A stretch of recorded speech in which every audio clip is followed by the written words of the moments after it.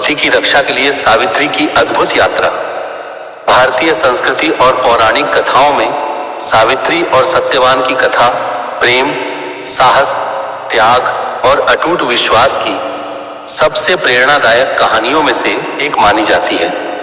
यह कथा केवल एक पत्नी के अपने पति के प्रति समर्पण की कहानी नहीं, बल्कि नारी शक्ति, धैर्य और बुद्धिमत्ता की अमर गाथा है। सावित्री ने अपने पति की रक्षा के लिए ऐसी अद्भुत यात्रा की जिसने मृत्यु के देवता यमराज को भी झुकने पर मजबूर कर दिया। बहुत समय पहले मद्र देश में अश्वपति नामक एक प्रतापी राजा राज्य करते थे।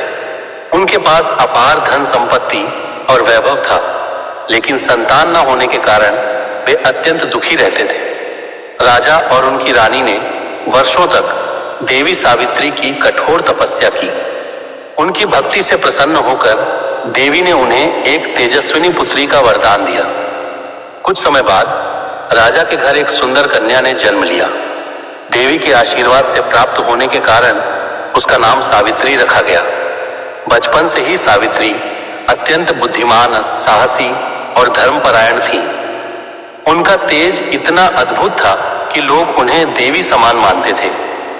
जब सावित्री विवाह योग्य हुई, तब राजा अश्वपति ने उनके लिए योग्य वर की खोज शुरू की, लेकिन कोई भी राजकुमार उन्हें योग्य नहीं लगा।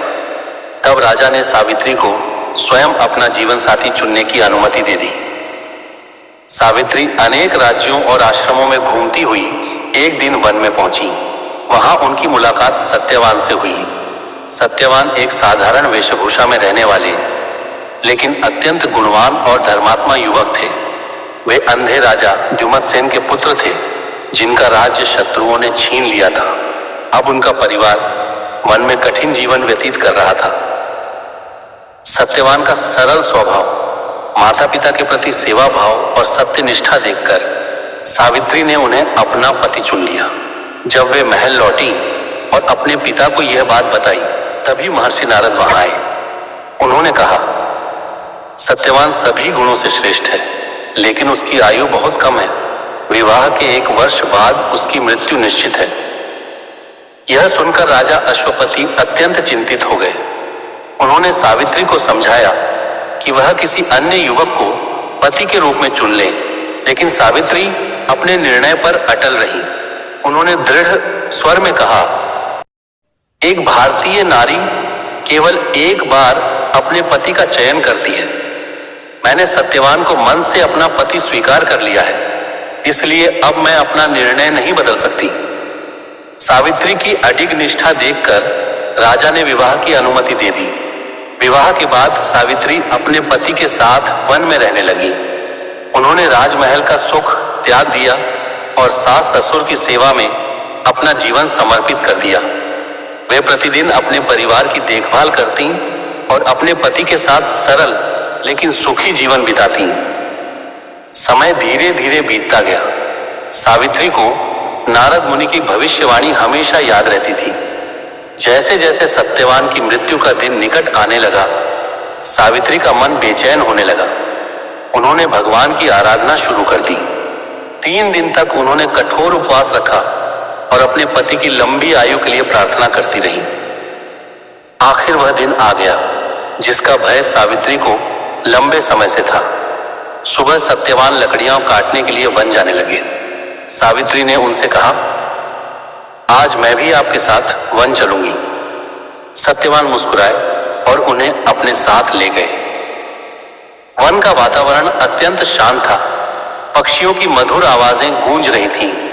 सत्यवान पेड़ काटने लगे, लेकिन अचानक उनके सिर में तेज दर्द होने लगा।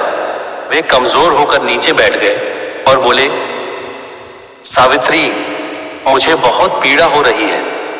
मेरा सिर भारी हो रहा है। सावित्री तुरंत उनके पास पहुंची और उनका सिर अपनी गोद में रख लिया। धीरे धीरे सत्यवान की सांसें कमजोर होने लगी। तभी अचानक वहां एक दिव्य प्रकाश प्रकट हुआ। सावित्री ने देखा कि एक तेजस्वी पुरुष हाथ में पाश लिए खड़े हैं। वे मृत्यु के देवता यमराज थे। यमराज ने सत्यवान के प्राण अपने पाश में बांधे और दक्षिण दिशा की ओर चल पड़े। यह दृश्य देखकर भी सावित्री घबराई नहीं। उन्होंने अपने पति का सिर धीरे से भूमि पर रखा और यमराज के पीछे चलने लगी। कुछ दूर जाने के बाद यमराज ने पीछे मुड़कर कहा, देवी, अब लौट जाओ।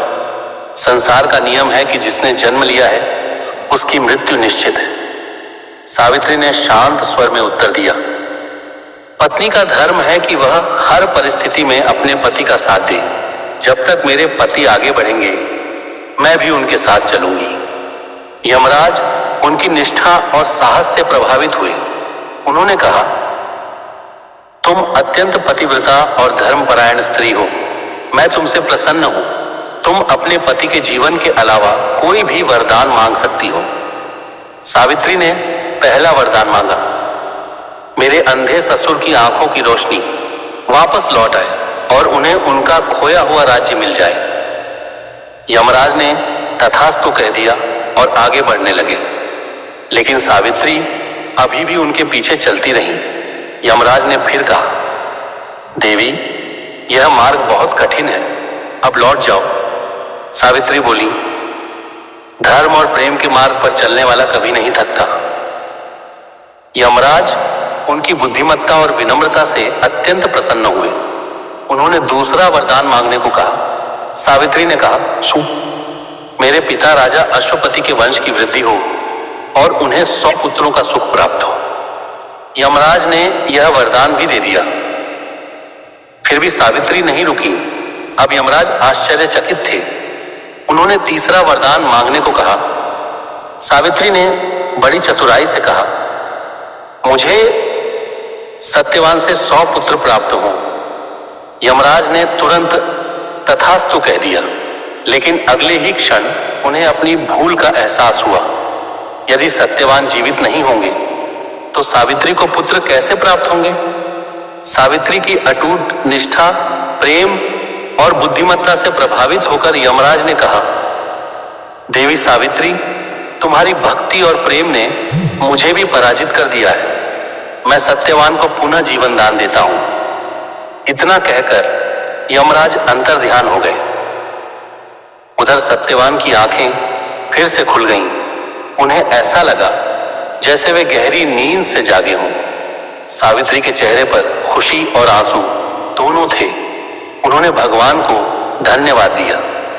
जब दोनों आश्रम लौटे तब उन्होंने देखा कि राजा द्युमत्सेन की आंखों की रोशनी लौट आई थी और उन्हें अपना खोया हुआ राज्य भी वापस मिल गया था। पूरा परिवार आनंद और उत्सव से भर उठा। सावित्री की यह अद्भुत यात्रा केवल अपने पति को बचाने की यात्रा नहीं थी, बल्कि यह प्रेम, साहस, विश्वास और नारी शक्ति की विजय थी। उन्होंने यह सिद्ध कर दिया कि सच्चा प्रेम और अटूट निष्ठा मृत्यु को भी परास्त कर सकती है। आज भी भारत में महिलाएं वट सावित्री व्रत रखती हैं और माता सावित्री की तरह अपने पति की लंबी आयु और सुखी जीवन की कामना करती हैं। सावित्री की कथा हर युग में महिलाओं के साहस, समर्पण और आत्मबल की प्रेरणा देती रहेगी। ऐसे ही और कहानी और कथा सुनने के लिए हमारे चैनल को लाइक, शेयर, फॉलो और सब्सक्राइब करें। धन्यवाद।